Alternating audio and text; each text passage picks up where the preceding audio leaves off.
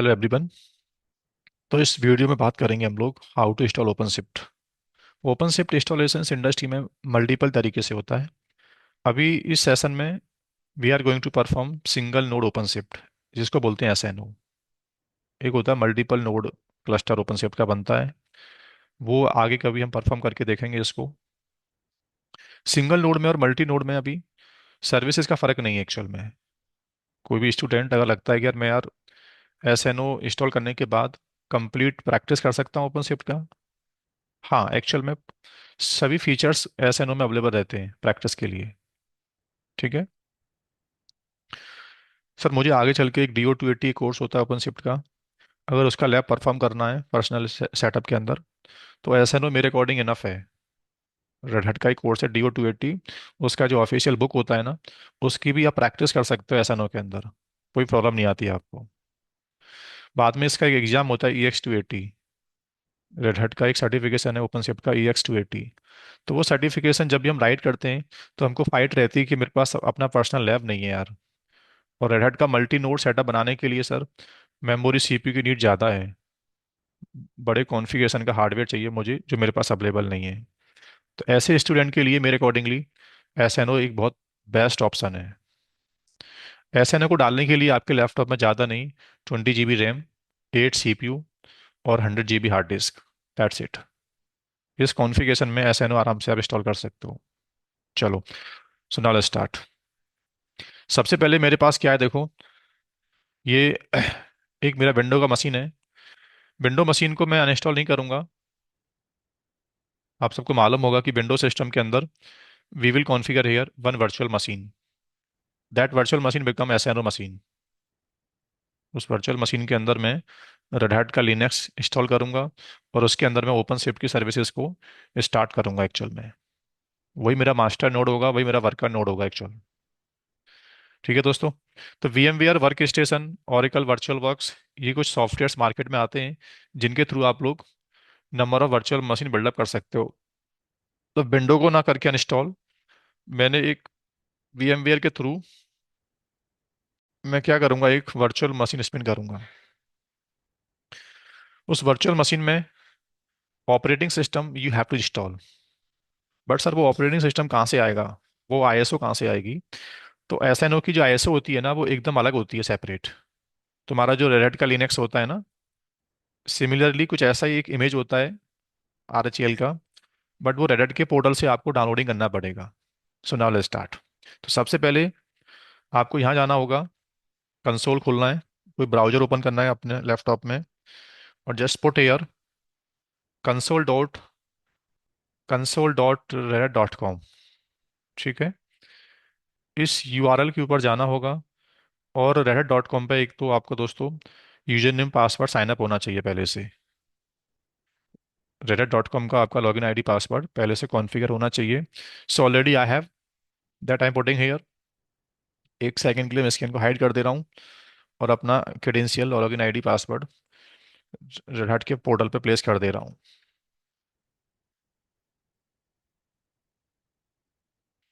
ठीक है, so finally I have logged in successfully in red hat console. ये है कंसोल रेड का।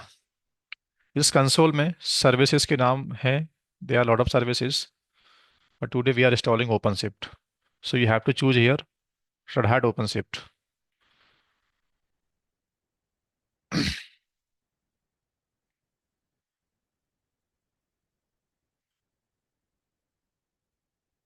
यहाँ से एक ऑप्शन है क्लस्टर, क्रिएट क्लस्टर। ठीक है दोस्तों, तो क्रिएट क्लस्टर पे जाना है आप लोग को, डेटा सेंटर का ऑप्शन चूज करना है, और एजेंट बेस्ड इंस्टॉलेशन, SNO को बोलते क्या हैं हम लोग, agent based installations. Red hat की कुछ एजेंट्स होती हैं, कुछ सर्विस होती हैं जो मेरे सिस्टम में लॉगिन करेगा अपने आप, और ओपन शिफ्ट की सर्विस को इंस्टॉल करके दे देगा। तो क्रिएट क्लस्टर पर क्लिक करना है। Now it asking cluster name, ये नेम आप कुछ भी ले सकते हो। तो सपोज आप, मैंने नाम लिया के आर एक क्लस्टर है, इसका डोमेन लिया मैंने KR.com। समथिंग, या मैंने माई टेस्टिंग डॉट कॉम, ओसीपी का जो इंटरनल जितनी सर्विस को मैं एक्सपोज करूंगा, तो उसका जो राउट बनेगा ना, वो माई टेस्टिंग डॉट कॉम डोमेन से बनेगा। ठीक है, या माई टेस्टिंग डॉट राम, मैंने कोई प्राइवेट डोमेन इसके लिए ले लिया। ओसीपी इंस्टॉलेशंस का कौन सा वर्जन आपको चूज करना है? So today we are performing here OpenShift 4.16। 4.16 अभी स्टेबल है इंडस्ट्री में, तो ये वर्जन से आप कंटिन्यू कर सकते हो। ये पूछ रहा है कि सिंगल नोड है, तो ये ऑप्शंस आपको पहले टिक करना पड़ेगा। तो इस ऑप्शंस को मैंने मार्क किया, S N O we are performing here. यहाँ कोई ऑप्शन आपको चूज नहीं करना है, then click on next. Okay, ये कुछ एड ऑन सर्विसेज होती हैं एक्चुअल में, कि आपको ओपन शिफ्ट के रेड हैट जो ओपन शिफ्ट डाल के देता है इनिशियली, उसमें एड ऑन क्या चाहिए? दी आर सम ऑपरेटर्स, आपको वर्चुअलाइजेशन करना है उसमें इनेबल, उसमें माइग्रेशन टूल किट एक सर्विस होती है। तो ये सर्विसेज बाद में भी हम कर सकते हैं इंस्टॉल थ्रू ऑपरेटर, अभी इनिशियली ये सर्विस मेरे काम का नहीं है, तो we can continue. Click on next. अब ये पूछ रहा है बताओ आपका एसएनओ का मशीन कौन सा है। तो machine we have to registered, तो एक काम करना पड़ेगा आपको, you have to click on add host, और ये फुली फीचर्स की आईएसओ, ये ऑपरेटिंग सिस्टम में जो आपसे बोल रहा था ना कि एसएनओ इंस्टॉलेशन में एक इमेज आती है, एक आईएसओ होगी, जो रेड हैट के कंसोल से आपको मिलेगी। ठीक है, लेकिन बात बता रहा है कि इस आईएसओ में मुझे एक पब्लिक की इंपोर्ट करना पड़ता है, जिससे उस सिस्टम में आप बाद में लॉगिन कर सकते हो। एसएनओ मशीन का पासवर्ड हमारे पास अवेलेबल नहीं है, तो रेड हैट लॉगिन कराने के लिए पब्लिक की इंपोर्ट करता है बाय डिफॉल्ट। ये पब्लिक की हमको यहाँ पेस्ट करना पड़ेगा। अच्छा, पब्लिक की कहाँ से लेके आओगे आप लोग? तो एक काम करना पड़ेगा आपको जल्दी से, कोई रेड हैट की मशीन के अंदर लॉगिन करना। तुम्हारे पास पहले से आई थिंक लिनक्स का आप तुमको नॉलेज होगा, तो रेड हैट, उबंटू, सेंटोस, सूजे, किसी मशीन में लॉगिन करके एक एस एस एच पब्लिक की बिल्डअप कर लेना बस। जैसे एक सेकंड में मैं करके आपको दिखा देता हूँ। ये मेरे पास एक मशीन है RHEL का, रेड हैट 8 का। इस सिस्टम को मैंने ऑन किया, और इस सिस्टम के अंदर SSH की जनरेट करके मैं पब्लिक की इस ISO को दे दूंगा, और इसका जो प्राइवेट पेयर होगा ना, वो मेरे पास रहेगा फ्यूचर के लिए। उस SNO वाले सिस्टम में लॉगिन करना है कभी मुझे, तो मैं उसकी प्राइवेट की से लॉगिन कर सकता हूँ। ठीक है दोस्तों, तो इस सिस्टम में मैं लॉगिन कर लेता हूँ एक सेकंड के अंदर।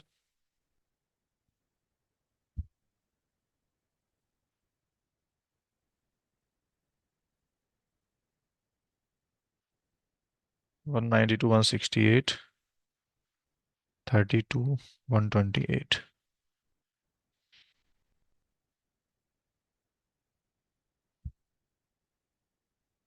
सॉरी, एक कमांड चलाओ, एस एस एच हाइपन की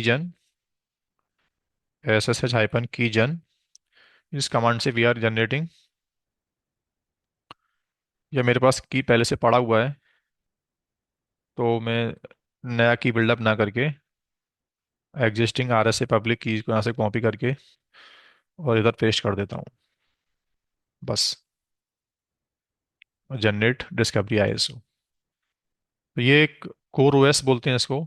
रेड हैट का जो ओपन शिफ्ट होता है ना, वो बाद अपने पीछे कोर ओएस की इमेज को यूज करता है।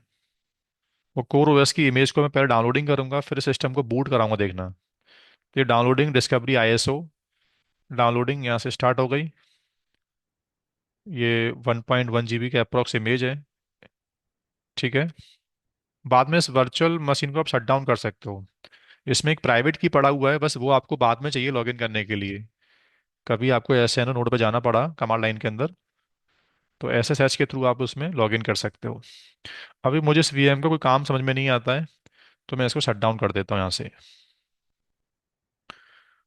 ठीक है दोस्तों, इसको मैंने शट डाउन कर दिया।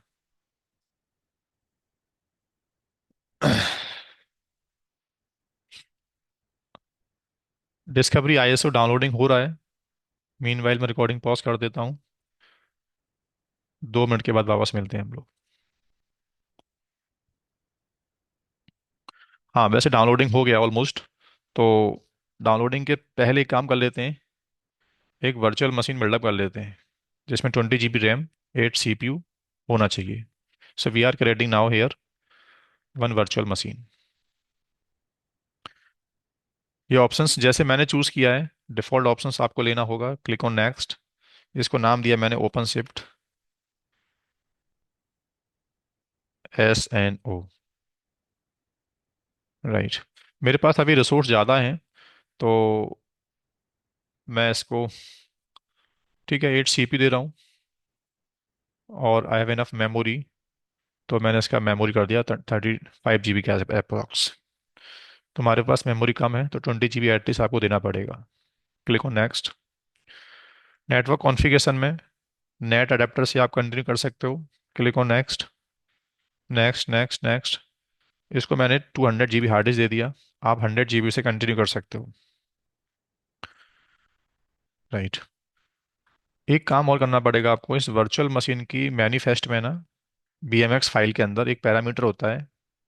That parameter you have to inject. ये जो वर्चुअल मशीन मैंने जिस पाथ में बनाया है ना, ये वाला पाथ, इसमें एक फाइल पड़ा हुआ है, BMX फाइल होता है वर्चुअल मशीन का। इस फाइल में जाके आपको एक पैरामीटर होगा, वो इनेबल करना पड़ेगा। रेड हैट की रिकमेंडेशन है। वो पैरामीटर क्या होता है मैं आपको बता देता हूँ। सर्फिंग करके आपको मिल जाएगा। UUID।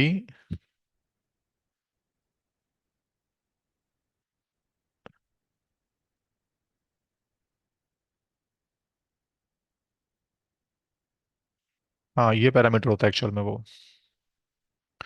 इनेबल UUID ट्रू होना चाहिए उसकी VM की मैनिफेस्ट में।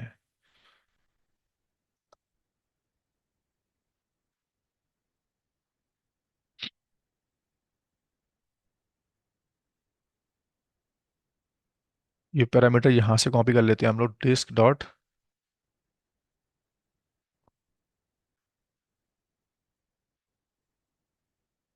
ये सब काम का नहीं है,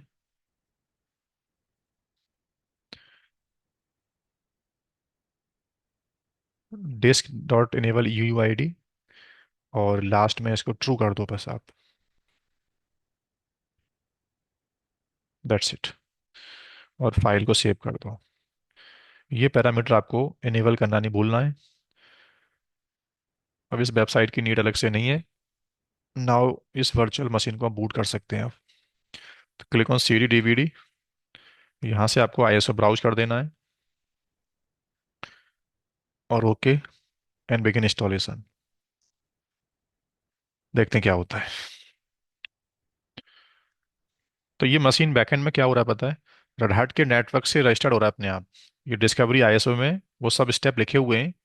2 मिनट के बाद आपको वर्चुअल मशीन ना इस पोर्टल में आपको दिखना चाहिए, in this place. 2 minute wait करते हैं, और सिस्टम इस प्लेस में आपको विजिबल होना चाहिए। ठीक है। सम टाइम ये टाइम भी लेता है, तो आपको हार्डली 4 to 5 मिनट वेट करना है बस। अगर ये सिस्टम यहाँ पे शो नहीं हो पा रहा है ना, तो कुछ नेटवर्क की ही प्रॉब्लम हो सकती है सिस्टम में आपके में।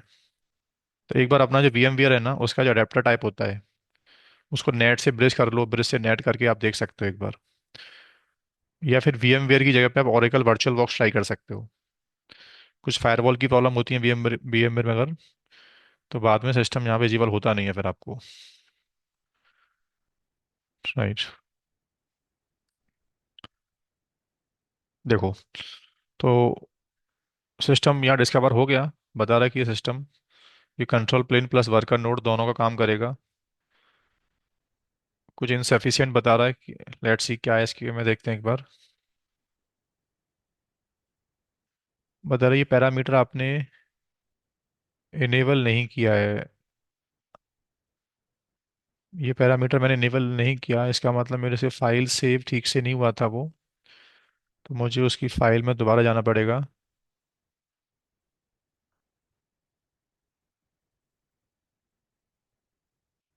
ये मेरे से फॉल्स कैसे हो गया अपने आप? इसको वापस मैंने ट्रू कर दिया। राइट। और एक बार मशीन को रीस्टार्ट कर दिया।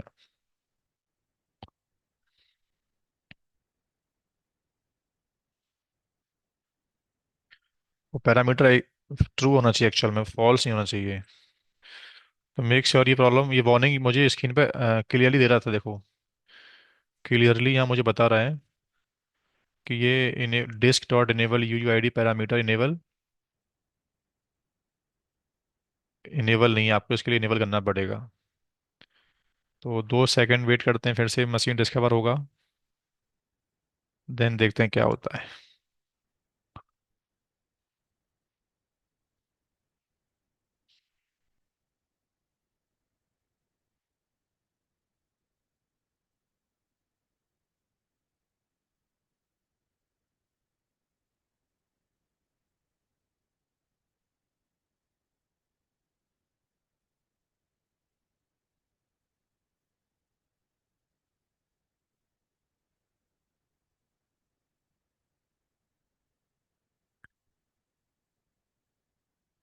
हाँ, फिर से डिस्कवरी कर रहा है, और डिस्कवरी होने के बाद यहाँ फिर से ओके आना चाहिए।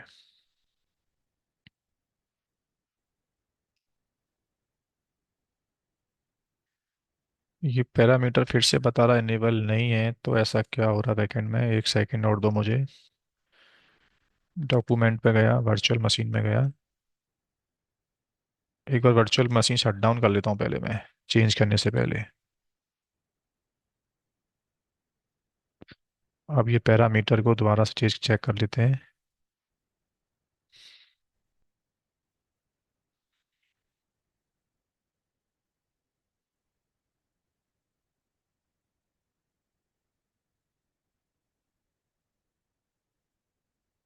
ये ऑटोमेटिकली फॉल्स हो जाता है अपने आप, आई डोंट नो ऐसा क्यों हो रहा है।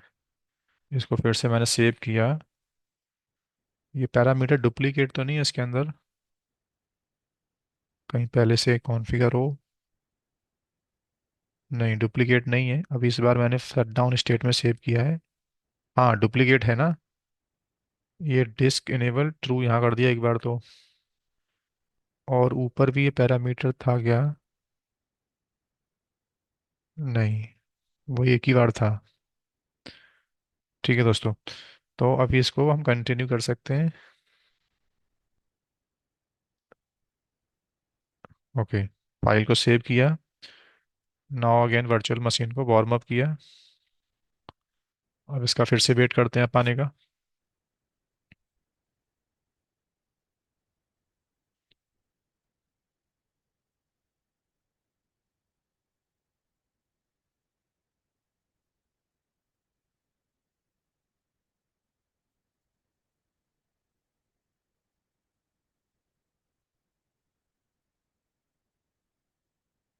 सिस्टम पावर ऑन हो गया, let's see.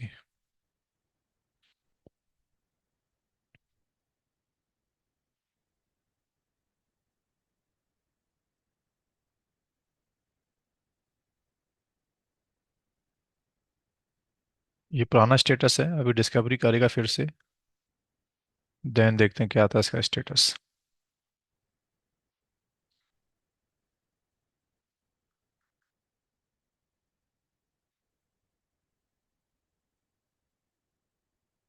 Hmm, now discovery again.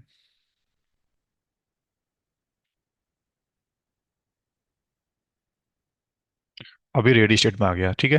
तो वो एक आई थिंक उस वीएम को शट डाउन करके प्रॉपरली उसको एक बार उस पैरामीटर को ट्रू कर देना, देन आगे इसको कंटिन्यू करना, ठीक है दोस्तों। Now click on next. ये बता रहा है कि सिस्टम की ये इन्फॉर्मेशन है, क्लिक ऑन नेक्स्ट।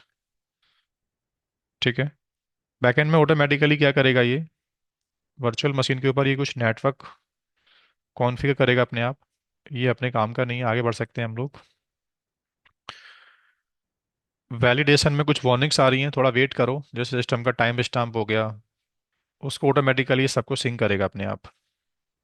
ठीक है, यहाँ 1 से 2 मिनट वेट करेगा, और ये ऑटोमेटिकली ओके स्टेट में अपने आप आ जाएगा।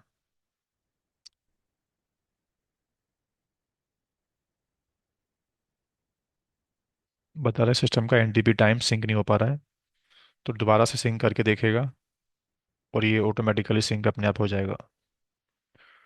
Just you have to wait.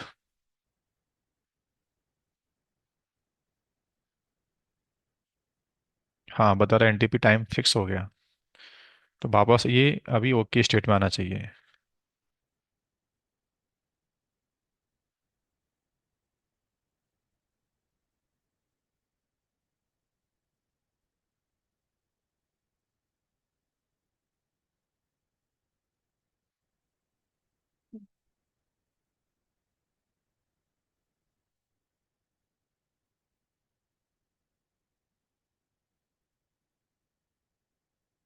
Right, हो गया configure. Then click on next. ये फाइनली बता रहा है कि आपके वर्चुअल मशीन्स के अंदर जो उसी पे सेटअप होगा, उसका पॉड नेटवर्क इस रेंज का होगा, सर्विस आईपी की रेंज ये होगी, और ओवीएन नेटवर्क वर्चुअल मशीन के अंदर पॉड की नेटवर्किंग का जो स्विच है ना, वो ओवीएन होता है बैकएंड में। तो ओवीएन स्विच सेटअप करेगा पॉड को आईपी देने के लिए। ये कंसेप्चुअल टॉपिक्स होते हैं जो आपने पहले कभी पढ़ा होगा ओसीपी के अंदर। Now begin the installation. ये इंस्टॉलेशन बिगिन हो गया। ये हार्डली 30 मिनट्स कम से कम लेगा पूरा प्रोसेस। तो मीन वाइल मैं रिकॉर्डिंग पॉज कर दे रहा हूँ। Then let's see. ये 100% सक्सेस आना चाहिए लास्ट में। फिर हम ओसीपी कंसोल में लॉगिन करके देखेंगे। वो इसके बाद में करके प्रॉपर दिखाऊंगा आपको। तो मीन वाइल रिकॉर्डिंग पॉज कर दे रहा हूँ, वापस मिलते हैं हम लोग 2 मिनट के बाद। Thank you.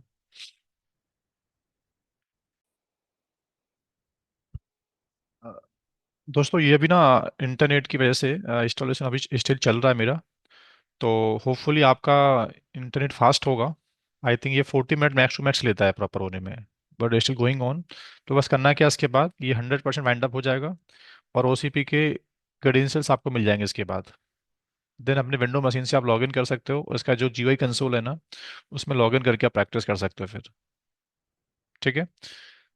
तो आपको वेट करना है। ठीक है, इंटरनेट की स्पीड की वजह से ये अभी एक्चुअल में प्रोग्रेसिंग में स्टिल अभी। तो हार्डली ये अभी थोड़ा टाइम लेगा, उसके बाद कंप्लीट हो जाएगा। Thank you.